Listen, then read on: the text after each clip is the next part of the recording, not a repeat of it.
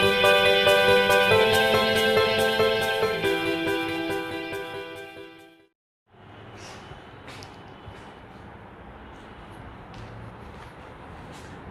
Student, a very good morning. Welcome to Oasis education.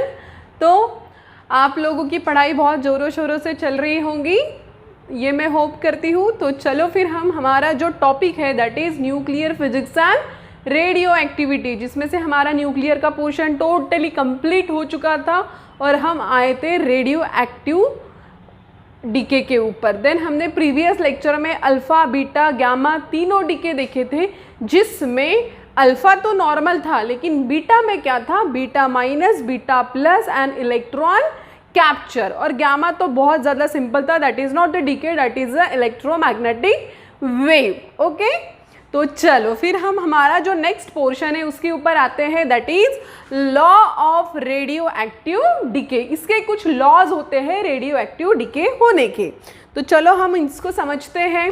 अब आपको पता है कि कोई भी सब्सटेंस जब डीके करता है तो वो क्या रेडिएट करता है, अल्फ़ा, बीटा और गामा वेव्स वो रेडिएट करता है।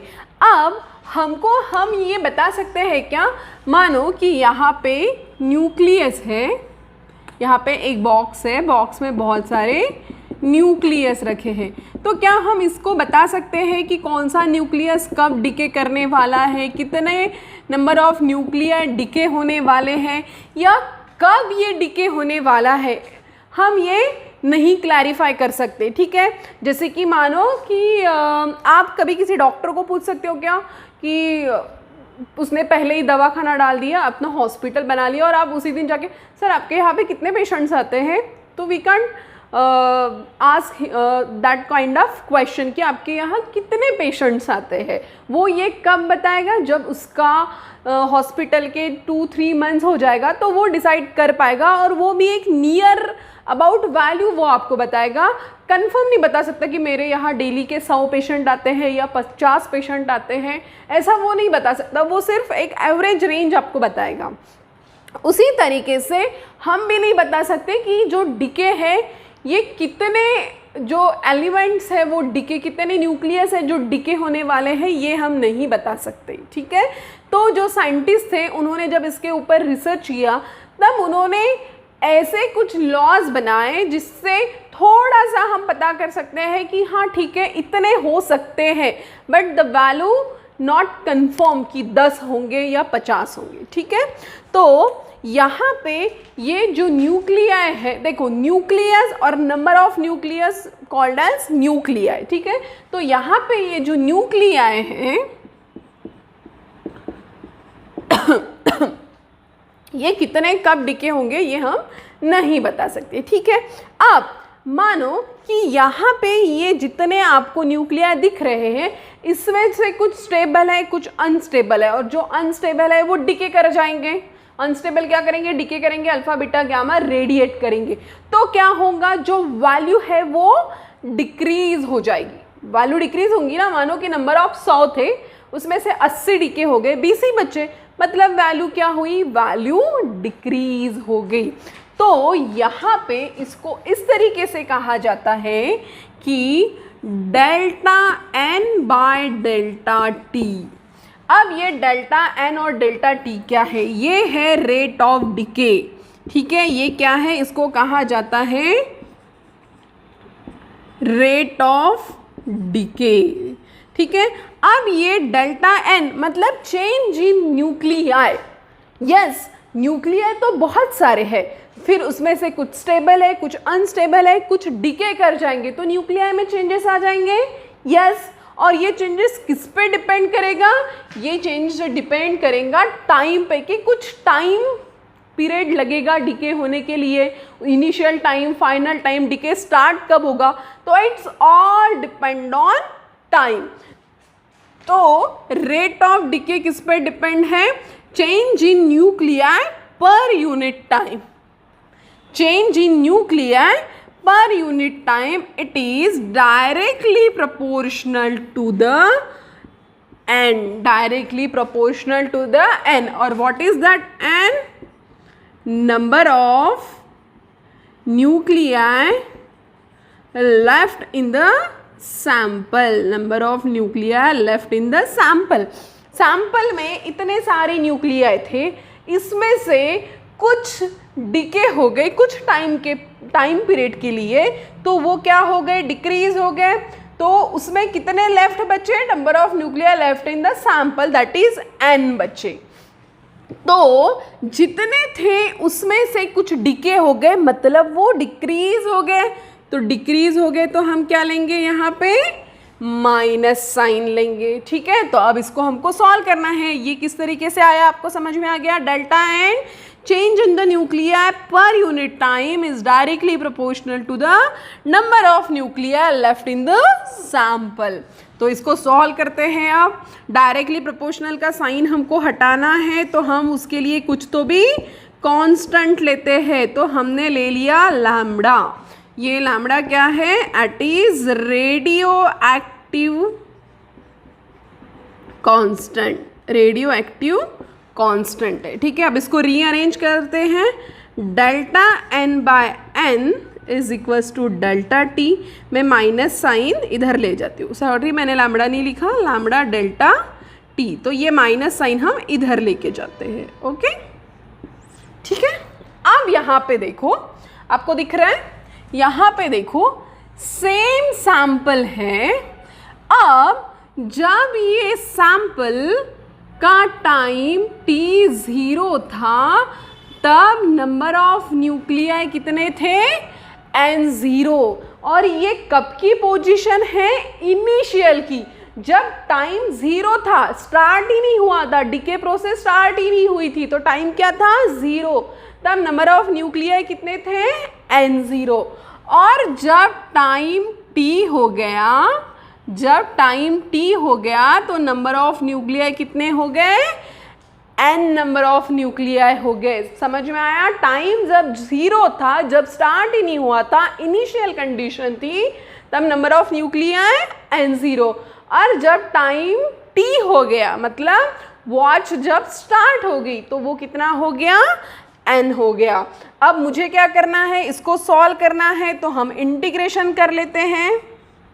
डेल्टा n बाय n, और माइनस साइन में कॉमन निकाल लेती हूँ, लैम्बडा भी कॉमन निकाल लेते हैं, और डेल्टा t। जब टाइम t0 था, तब यहाँ पे क्या था, n0 था। और जब टाइम t था, तब यहाँ पे क्या था, n था। बस अब इसको हमको क्या करना है, इसको हमको सॉल्व करना है। तो डेल्टा n बाय n मतलब यहाँ कितना है, 1/n प्रेजेंट है। और इंटीग्रेशन ऑफ 1/n क्या होता है, integration of 1/x log x। तो यहाँ पे 1/n क्या हो जाएगा, log n हो जाएगा। और उसका जो इंटीग्रेशन है कितना है, वैल्यू n0 n। और यहाँ पे कितना हो जाएगा, डेल्टा t है, तो इसका क्या हो जाएगा, t हो जाएगा। इसका क्या हो जाएगा, t हो जाएगा। और ये वैल्यू कितनी है, 0 to t है। बस अब आपको ये चीज़ पता है, log n और n नॉट, तो ये क्या हो जाएगा, log of n minus log of n naught is equals to, यहाँ पे क्या हो जाएगा, माइनस लैम्बडा t। ये t minus 0 that is t। ये छोटी छोटी टर्म्स है, ये कैलकुलेट करने की ज़रूरत नहीं है। t है, t को t के जगह पुट करो -0, तो क्या हो जाएगा, t हो जाएगा। अब आपको एक चीज़ पता है, log of a minus log of b क्या होता है, log a बाई b होता है। ये आपको पता है, तो सेम वो हम कहाँ, यहाँ पे अप्लाई करेंगे। तो ये क्या हो जाएगा, log n minus of n0 n upon n0 is equals to minus, अब log हट गया तो यहाँ क्या आ जाएगा, e आ जाएगा, e का पावर माइनस लैम्बडा t। अब मैं अगर इसको रीअरेंज करती हूँ तो n इज इक्वल्स टू क्या हो जाएगा, n डिवाइड है, इधर जा जाएगा तो मल्टीप्लाई हो जाएगा, n0 minus lambda t, n0 minus lambda t। तो ये हो गया हमारा equation for first radio active decay का।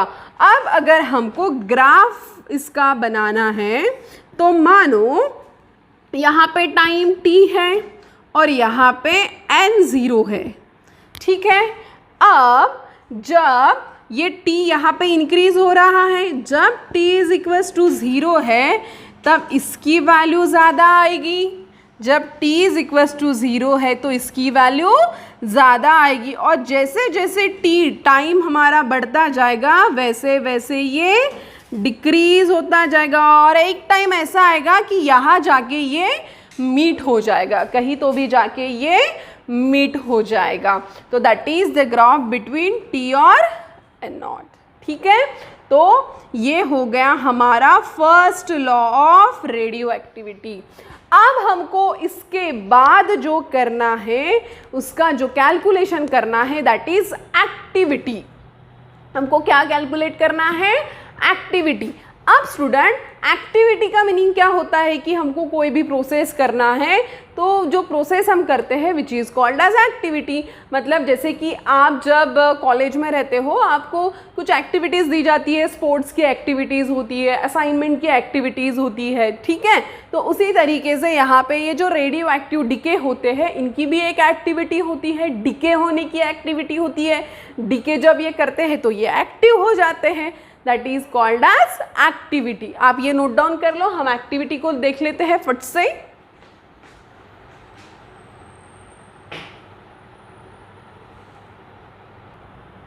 हाँ तो स्टूडेंट, हम नेक्स्ट आ रहे हैं हमारा activity of radio active substance. Radioactive substance की हमको क्या देखनी है? एक्टिविटी, और which is denoted by A, which is denoted by A. और इसको क्या कहा जाता है? It is defined as the rate of radio active nuclei, ठीक है। ये क्या है? Rate of radio active nuclei है, ठीक है। तो अभी आपको पता है रेट ऑफ डीके क्या है? Delta N by delta T is क्या लिख सकते हैं? Minus lambda N, minus lambda N. अगर हम इसको लिखते हैं, ये क्या है? Activity of radio active substance, it is nothing but A. और ए क्या है? Rate of decay, rate of decay. तो रेट ऑफ डिके क्या है? D N by D T is equals to minus lambda N. अब यही is equals to क्या है? हमारी एक्टिविटी है। मतलब हम ए इज इक्वल्स टू क्या लिख सकते हैं? Minus lambda N. A is equals to क्या लिख सकते हैं हम? Minus lambda N. मतलब हमने जो कैलकुलेशन किया उसी कैलकुलेशन को हमको एक्टिविटी की फॉर्म में लिखना है। मतलब हमारा जो इसका कैलकुलेशन आया है that is N is equals to how much? N naught E minus lambda T. और अगर हम इसको एक्टिविटी के फॉर्म में लिखते हैं तो एन की जगह पे ए, ए नॉट की जगह पे A naught, E minus lambda T. It is a activity of radio active substance, ठीक है। कुछ नहीं करना है, जो हमारा n is equals to n0 आया है उसको रिप्लेस करना है a is equals to a0 से, ठीक है। आप इसको नोट डाउन कर लीजिए।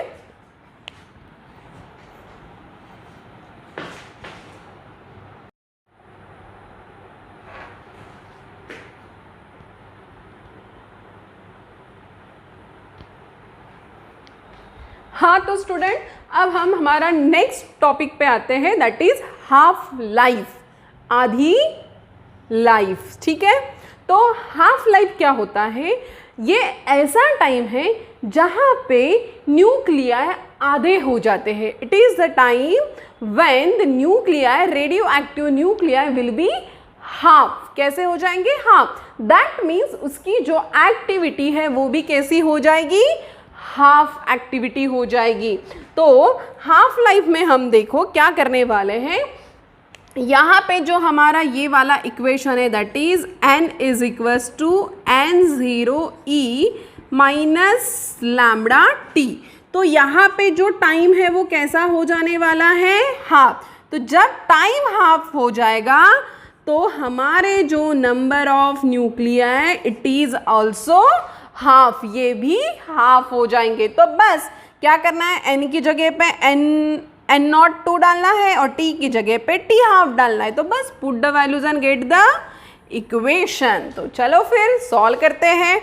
क्या है? n की जगह पे क्या आ जाएगा? n02 और यहाँ पे N naught E minus lambda T by to.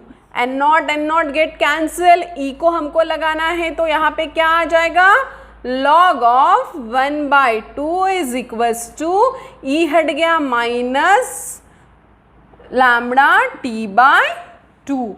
अब यहाँ पे देखो स्टूडेंट कि यहाँ पे क्या हो जाएगा, ये जो माइनस साइन आ जाएगा, यहाँ पे जो माइनस लैम्बडा वाला साइन है, अब हमको वो जो साइन है उसको हटाना है।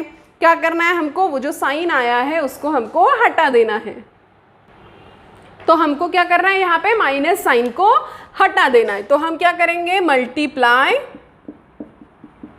Bye minus. अगर हम माइनस से मल्टीप्लाई करेंगे तो यहाँ पे क्या आ जाएगा, माइनस लॉग 1/2 और यहाँ का माइनस हट जाएगा, that means lambda T by T 1/2, sorry half है ना ये, that is a half, T 1/2 T 1/2।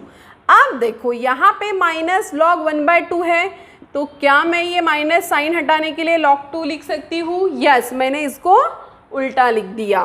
तो यहाँ पे क्या आ जाएगा, माइनस तो साइन हट गया, लैम्बडा टी हाफ। अब हमको हाफ लाइफ मतलब टी 1/2 की वैल्यू चाहिए, तो टी 1/2 क्या हो जाएगा, log 2 डिवाइडेड बाय लैम्बडा, और log 2 की वैल्यू याद करो कुछ तो भी है, that is 0.693 lambda, 0.693 lambda, it is the value of log 2।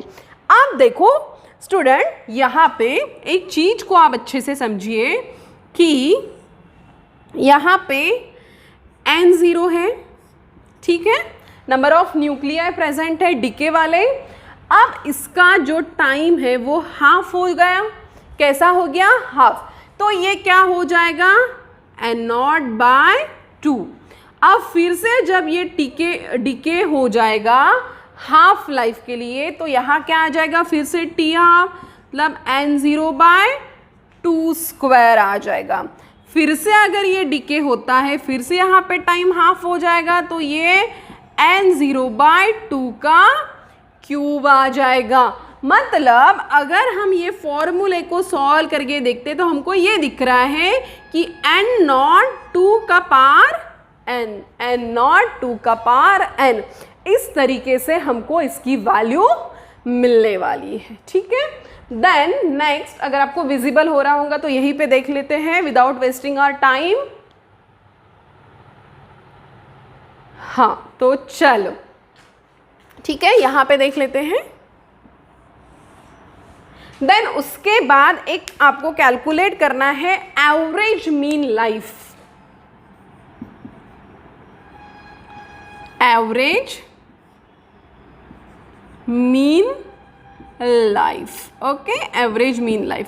इसका कुछ भी नहीं है, इसका एक सिंपल सा फॉर्मूला है एवरेज मीन लाइफ का, और वो जो फॉर्मूला है दैट इज आपको वो लिखना है और कुछ नहीं है इसमें।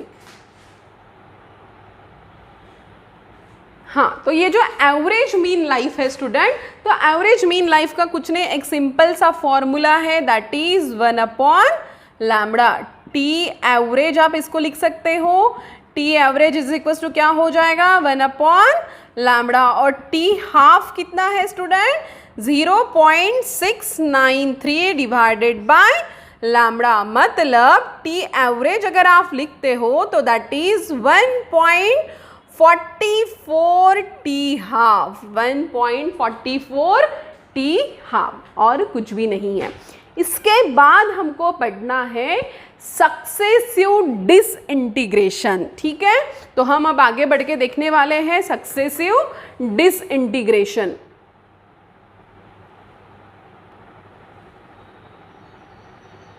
हाँ, तो हमको जो आगे देखना है that is successive disintegration, okay. तो चलो हम इसको देखते हैं। देखो, जैसे कि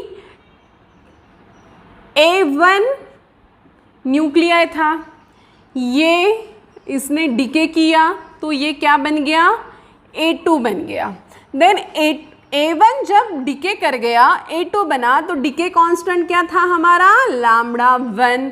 अब फिर से A2 जब डिके हुआ और ये A3 बन गया तब हमारा कांस्टेंट क्या आ गया लैम्डा 2।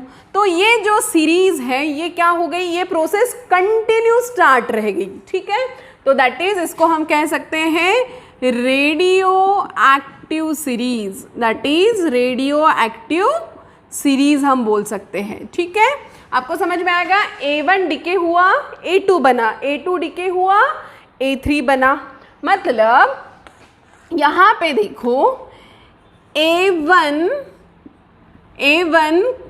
जब डिके हो गया then formation of A2, A2 जब डिके हो गया देन फॉर्मेशन ऑफ A3, मतलब A2 का जब फॉर्मेशन हुआ तो A1 क्या हो गया, A1 डिसइंटीग्रेट हो गया। A1 क्या हो गया, A1 हो गया डिसइंटीग्रेट। देखो A1 decay then A2 formation, okay, after A2 decay then A3 formation. ठीक है, अब A1 जब डिके हुआ तो A2 का फॉर्मेशन हो गया और A2 जब डिके हुआ तो A3 का फॉर्मेशन हो गया, मतलब A1 डिसइंटीग्रेट हो गया then A2 will be form, और जब A2 डिसइंटीग्रेट हो गया then A3 will be form. समझ में आ गया, पहला जब डिसइंटीग्रेट हो गया तब दूसरा बना।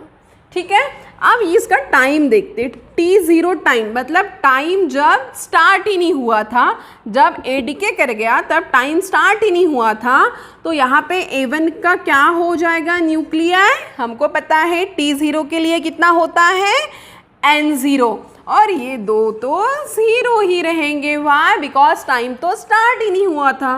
अब जब टाइम T बन गया तो ये क्या हो जाएगा N1 N2 और देन N3।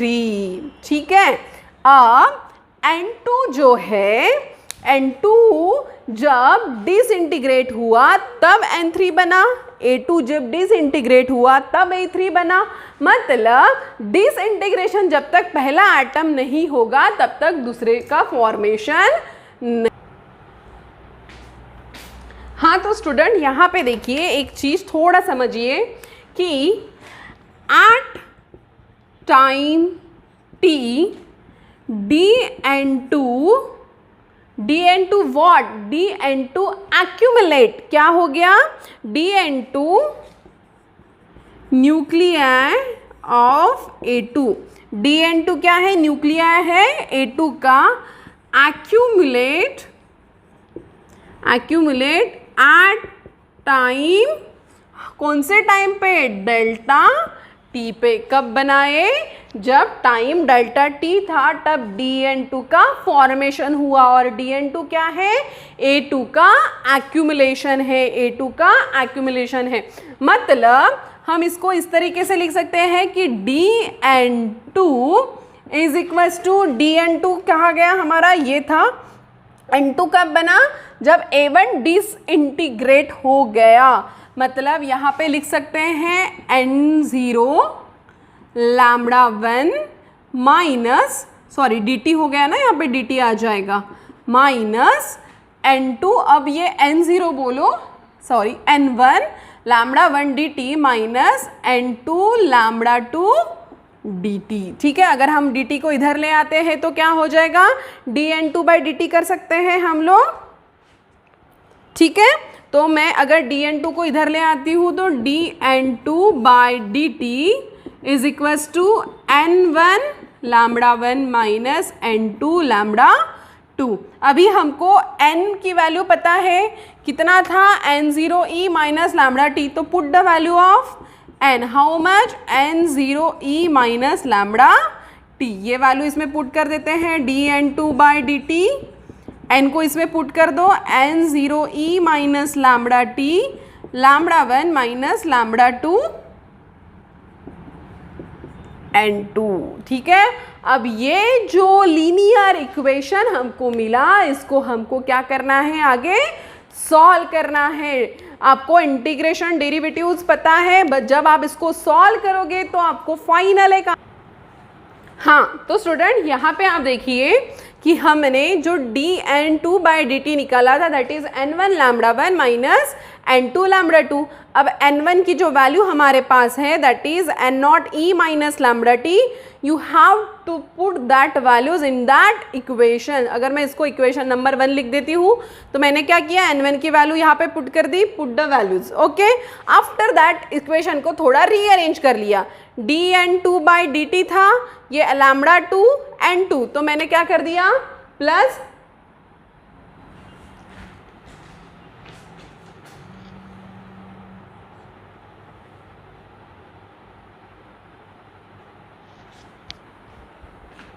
ये क्या था, लैम्बडा 2 N2 जो था इधर का इधर लेके गए, प्लस कर दिया is equal to N0e minus lambda t lambda t, ठीक है, और दैट इज लैम्बडा 1। ये क्या है, that is a linear equation. ये लीनियर इक्वेशन है, जब आप इसको सॉल्व करोगे तो यू गेट दिस आंसर। और आज का आपका असाइनमेंट ही यही है कि आप dN/dt plus lambda 2 N2 is equals to N0e minus lambda t lambda 1, इसको सॉल्व करिए और ये वाला आंसर आपका आना चाहिए।